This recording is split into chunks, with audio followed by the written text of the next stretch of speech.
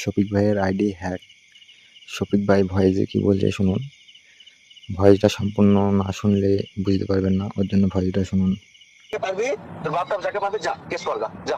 আমি বলে দিলাম কলটা রেকর্ডিং করলে তুমি তোমার সাথে কোনো ঝামেলা আছে, তুমি আমার আইডি দিতে দাও। আমি তোকে বলছি ভাই তুই আমার এই কথাটা রেকর্ডিং করলে আমি তোকে নিজে তোর গলা বলছি। তুমি আইডি দিবে না? বলি কোথায় ছিলাম? হ্যাঁ আমি রাকেশ কলকাতা এসেছি। তো কি হয়েছে? তো সেটাই তো আমি ওসব জানতে আমি রাকেশ একসাথে আছি, এখন গাড়ির মধ্যে আছি, কলকাতাতে এসেছিলাম আমরা। তো ঠিকই আছে, তুমি আইডিটা তুমি আইডিয়া দিবা কি দিবা না? তোর আইডি আমি কোথায় পেয়েছি? তোর আইডি আমি তোর আইডি তোকে তখন আচ্ছা ব্যাপার রে ভাই। আমার আইডি তোমার কাছে দেখো, এতদিন হ্যাক হলো না, আজকে হঠাৎ হয়ে গেল কেন? রাকেশ কথা আমাদের বলছে তোমার আইডি ওই আইডি আমাদের কাছে তাই বলছে। এতদিন হ্যাক হলো না, আজকে হলো কেন? হ্যাঁ এতদিন হলো না, আজকে হলো কেন? তোর আইডি আমি কি করব? এতদিন হ্যাক হলো না, আজকে হলো কেন তাই বলছেন? তোর আইডি আমি কি করব বল? মানে সবথেকে জীবনে বড় ভুল কি জানিস? কি বলো? তোর সাথ দেওয়াটা, মানে স্বপ্ন ভাবিনি যে যার জন্য মানে চুরি করবো সেই চোর বলবে, এটা আমি স্বপ্ন ভাবিনি প্রথম কথা। তুমি তোমার নিজের কেন বলো এতদিন হ্যাক হলো না, আজকে কেন হ্যাক হলো? সেটা আমি জানি না, সেটা তুমি আমাকে আইডিটা লিলিলা কেন ক্যাপ করে বুঝতে পারছি না। এরে বাড়াই তোমার বলে তো কথা বলো, তাহলে আমি কি বলি বলো? তোমার মোবাইলে লগইন আছে? হ্যাঁ তোমার মোবাইলে লগইন আছে, আমি দেখলাম তোমার মোবাইলে লগইন হলো, আমার মোবাইল থেকে লগ আউট হয়ে গেল। আপন মনে তোমার ভাই যত ঝামেলা আছে, তোমাকে পাসওয়ার্ডটা দিতে হয়ে যাবে, সিম্পল কথা।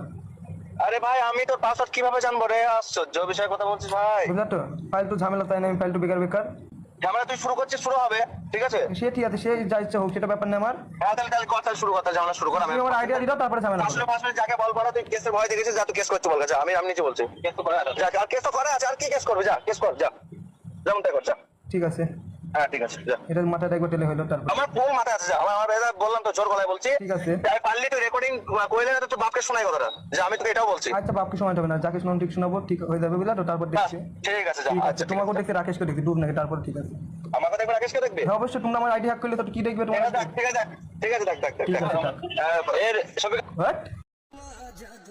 তো শফিক ভাই কি বললো শুনতেই পেলে, ওর জন্য ভিডিওটা সম্পূর্ণ দেখুন, সম্পূর্ণ না দেখলে বুঝতে পারবেন না।